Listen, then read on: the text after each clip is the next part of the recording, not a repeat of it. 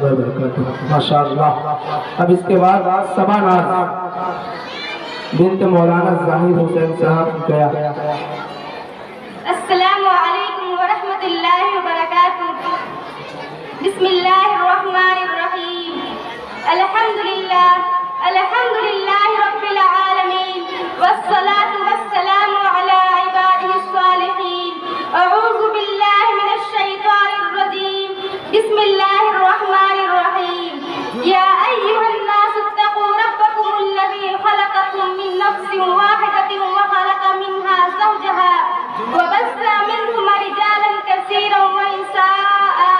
قال رسول الله صلى الله عليه وسلم يا معشر الشباب من استطاع منكم الباء فليتزوج النكاح من سنتي۔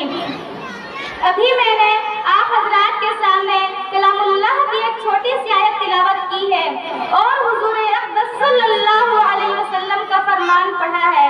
ویسے رسول اللہ صلی اللہ علیہ وسلم کے فرمان بہت ہیں اور تمام انسانوں کے لیے ہیں، خواہ وہ مذہب اسلام کے ماننے والے ہوں یا مذہب اسلام کے علاوہ کے ماننے والے ہوں، لیکن یہاں پر مخاطب ایک خاص طبقہ اور جماعت کے لوگ ہیں۔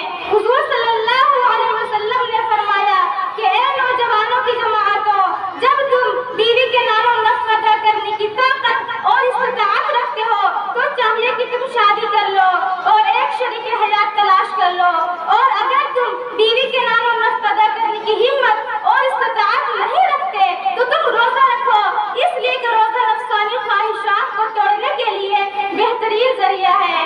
میرے محترم سامعین کرام، حضور صلی اللہ علیہ وسلم کی حدیث یہ صاف اعلان کر رہی ہے النکاح من سنتی او کما قال علیہ السلام۔ نکاح ایک سنت ہے اور شادی انسان کی ضرورت ہے اور سماجی برائیوں کو ختم کرنے کا ذریعہ ہے، لیکن صدیوں تک برادران وطن کے ساتھ رہتے رہتے مسلمانوں میں بھی شعوری اور کبھی غیر شعوری طور پر کچھ رسوم و رواج عام ہوتے چلے گئے، جن میں سے ایک رسم جہیز کی ہے جسے لعنت کہنا زیادہ مناسب ہے اور وہ مسلمانوں میں پھیل گئی ہے۔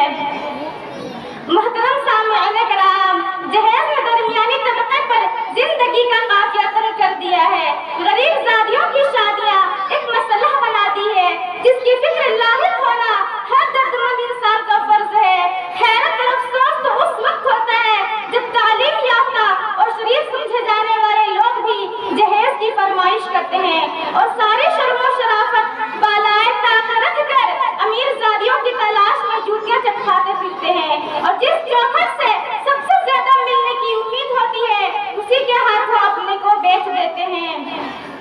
مالو زر کے اسیر لگتے ہو، مالو زر کے اسیر لگتے ہو، باخدا بے ضمیر لگتے ہو، مانگتے ہو جہیز شادی میں کہ مانگتے ہو جہیز شادی میں، خدا کی قسم خاندانی فقیر لگتے ہو۔ میرے محترم سامعین کرام، جہیز اسلام میں حرام ہے، اس کی کوئی حقیقت نہیں، یہ غیر مسلموں کا طریقہ ہے، یہ اسراف ہے، اسلام میں اسراف گناہ ہے۔ اسلام نے عورتوں کو وراثت کا حق دیا ہے، وہ اپنے شوہر، اپنے باپ اور بیٹے کے ترکیب میں حقدار ہے، وہ غیر مذہبوں کی طرح اسلام میں وراثت سے محروم نہیں کی گئی ہے۔ پھر یہ جہیز کی ادائیگی اس کے ماں باپ کے کون سے گناہوں کی سزا ہے، کس قطع کا جرمانہ ہے؟ کیا ان کی فتح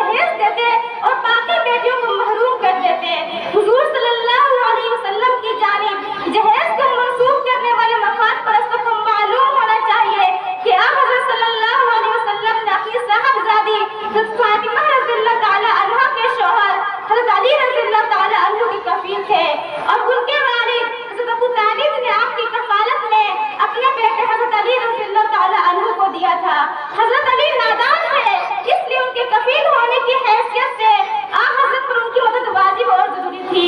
محترم حضرات، جہیز کے لالچیوں کو اللہ کے رسول صلی اللہ علیہ وسلم کے ساتھ ایسا بیہودہ مذاق نہیں کرنا چاہیے۔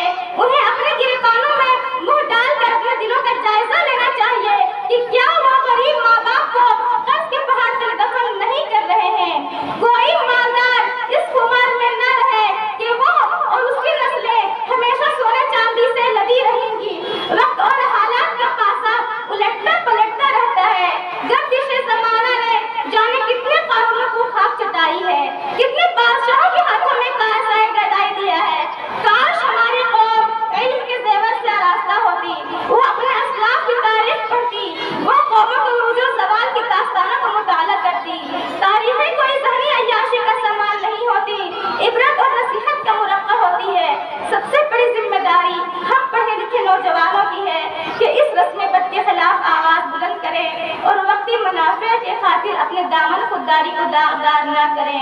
انہی چند باتوں میں اپنی تقریر کو ختم کرتی ہوں۔ دعا کریں کہ اللہ تبارک و تعالی ہمارے تمام مسلمان بھائیوں کو جہیز کی لعنت سے بچائے، آمین ثم آمین۔ رسمیں جہیز نے مار دی ہیں بے شمار بیٹیاں، رسمیں جہیز نے مار دی ہیں بے شمار بیٹیاں، اب تو اس رواج سے ہے بیزار بیٹیاں۔ کیسے انہیں جہیز دے، کیسے شادیاں کرے جس غریب باپ کی ہو دو چار بیٹیاں۔ وآخر دعوانا الحمدللہ رب العالمین۔ السلام علیکم ورحمۃ اللہ۔ ماشاء اللہ۔